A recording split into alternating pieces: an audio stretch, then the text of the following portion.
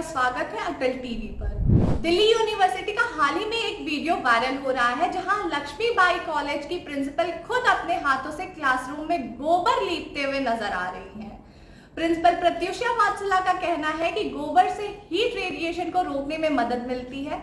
आसान शब्दों में कहूं तो गर्मी कम लगेगी। साथ ही उनका कहना है कि ये उनकी रिसर्च प्रोग्राम का एक हिस्सा है जहां पारंपरिक तरीकों से रेडिएशन को कंट्रोल करना है। पर अब ये मामला यहीं खत्म नहीं होगा। दिल्ली यूनिवर्सिटी के छात्रों ने इसका विरोध करना शुरू कर दिया है। दिल्ली यूनिवर्सिटी स्टूडेंट यूनियन के अध्यक्ष रौनक खत्री ने क्लासरूम में गोबर लगाने का विरोध किया है। साथ ही विरोध दर्शाने के लिए उन्होंने प्रिंसिपल ऑफिस की दीवारों पर गोबर लगाते हुए कहा है कि अगर रिसर्च होगी तो स्टूडेंट के क्लासरूम में नहीं बल्कि प्रिंसिपल ऑफिस में।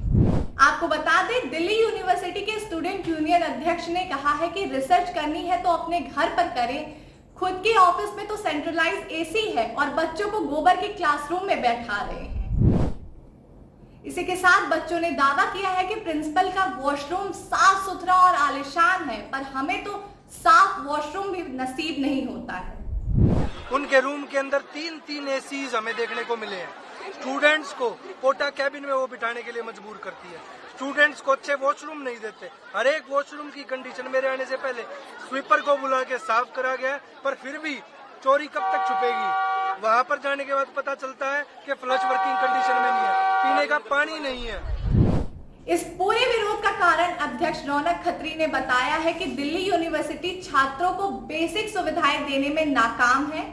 उनका कहना है कि छात्रों के लिए वॉशरूम की सुविधाएं नहीं दी जा रही हैं। तो साथियों, इससे पूरा दिल्ली विश्वविद्यालय आज इस घटना से जूझ रहा है कि पीने की पानी की कमी के साथ साथ क्लासरूम्स में एसी का अभाव है, और साथ ही साथ अगर प्रशासन के कमरे में आप जाएंगे तो एसी की, कूलरों की, किसी भी प्रकार की कोई भी कमी प्रशासन कभी भी फेस नहीं करता। मैं फेस करते हैं तो स्टूडेंट्स। वॉशरूम की हालत जर्जर है, यहाँ तक कि साफ पीने का पानी भी उपलब्ध नहीं है। इसके साथ ही उनका कहना है कि गर्ल्स हॉस्टल में भी प्रॉपर सैनिटेशन की कोई सुविधाएं नहीं दी जा रही हैं। ये रिसर्च आई है, एक हमारे पीएचडी टीचर ने इसके ऊपर रिसर्च करके और गोबर की हमें प्रक्रिया देके हमने उसको एक्सपेरिमेंट किया।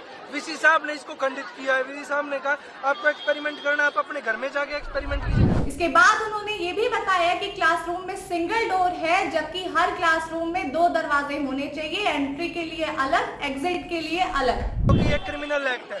जो क्लासरूम इन्होंने बनाया है, 2 दरवाजे हर क्लासरूम के अंदर होना मैंडेटरी है, एंट्री और एग्जिट के।